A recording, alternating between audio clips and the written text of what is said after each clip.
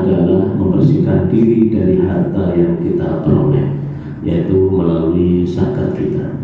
Nah, kaum muslimin rahimahumullah, kadang pengertian atau persepsi kita tentang zakat di dalam upaya memang membersihkan diri dengan apa yang kita peroleh ini, itu maknanya hanya tahur, maknanya hanya bersih.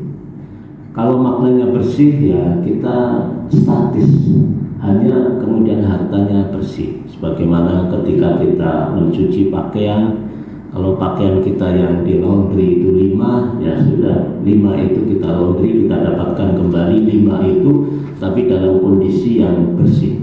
Itu kadang kita gambarannya seperti itu.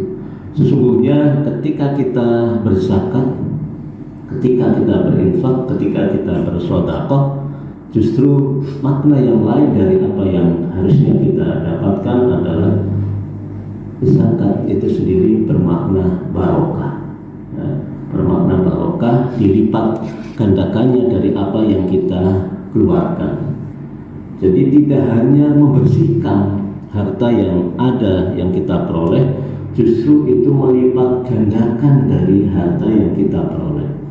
Kalau di dalam surah Al-Baqarah ayat 261, ketika kita berinfak itu dilipat gandakan menjadi 7 butir, dari 7 butir itu kemudian tumbuh 100 biji, maka itulah lipatan-lipatan yang penuh dengan keagungan. Jadi tidak hanya lipatan beberapa saja, tapi sungguh menjadi, kalau kita infak 10.000 menjadi 7 juta, karena lipatan 7 kemudian dikalikan 100.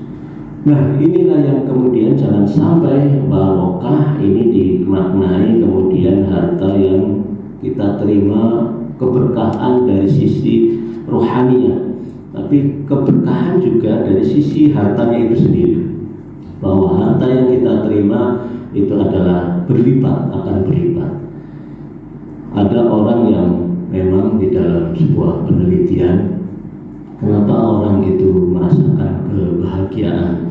Ternyata di dalam penelitian itu seorang Roger Hamilton dari Singapura melakukan penelitian terhadap 38 orang kaya di dunia.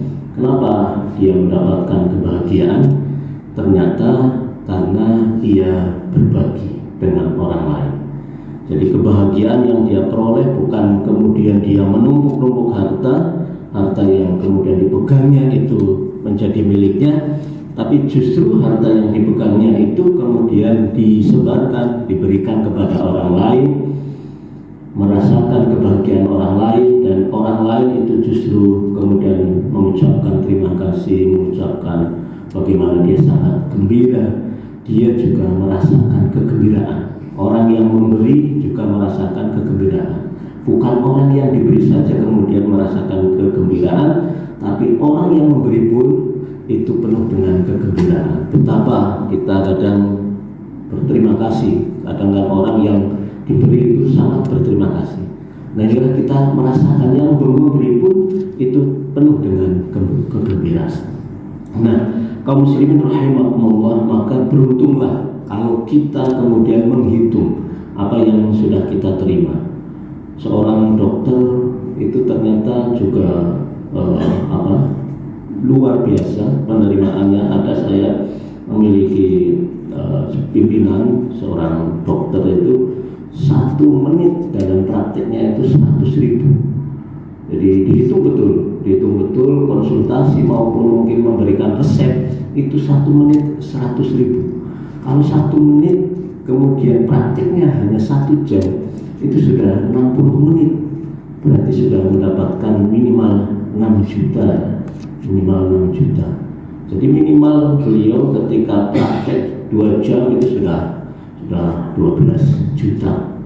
Jadi prakteknya kadang pagi, kemudian siang, kemudian malam. Jadi 1 hari itu beliau mendapatkan ya lebih dari di atas 10 juta. Nah, inilah kalau kemudian tidak dikeluarkan hartanya, maka ini akan menjadi orang yang kemudian sesungguhnya orang yang sedih, orang yang tidak beruntung. Tapi ketika kemudian harta itu dizakatkan, diinfakkan, diberikan kepada orang lain, justru itu akan berlipat. Dan alhamdulillah seorang dokter ini senantiasa kemudian berbagi. Bahkan dia pernah merasakan betapa ketika dia memberikan bagian itu, memberikan apa yang menjadi hak orang lain itu, ternyata Allah lipat gandakan. Beliau kemudian pernah akhirnya diminta untuk berbicara di luar negeri. Ternyata dalam satu kali menjadi narasumber itu lebih dari apa yang beliau terima dalam satu harinya, bahkan berlipat-lipat. Nah inilah ternyata apa yang diberikan oleh Allah kemudian diinfakkan, diberikan kepada orang lain, akhirnya kembali kepada dirinya berlipat ganda. Tidak akan Allah kemudian tidak akan pelit terhadap orang yang berinfak, orang yang bersedekah, berzakat. Maka monggo Bapak Ibu, apapun profesi kita, mungkin dokter, mungkin profesi kita sebagai advokat, 2,5% kalau itu zakat profesi. Zakat perdagangan juga sama, jadi 2,5% kita keluarkan zakatnya.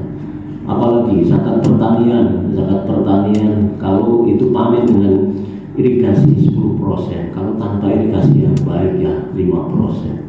Kemudian mungkin kos-kosan kalau memang banyak, itu kos-kosan ya sama dengan harta perdagangan, itu 2,5%. Kalau kita menerima hadiah, kita menerima undian yang di luar dugaan kita, ada mungkin kita terima undian mobil, undian kita menerima emas yang tidak kita sangka-sangka, maka zakatnya adalah 20%. Kita harus keluarkan sebagaimana seperti harta temuan lukotok, kita harus keluarkan 20%. Nah kaum muslimin rahimahullah, insyaallah zakat tidak akan mengurangi apa yang kita terima, apa yang kita peroleh, kita punya, tapi justru akan melipat gandakan harta kita di jalan Allah Subhanahu wa taala. Billahi fi sabilil haq fastabiqul khairat. Wassalamualaikum warahmatullahi wabarakatuh.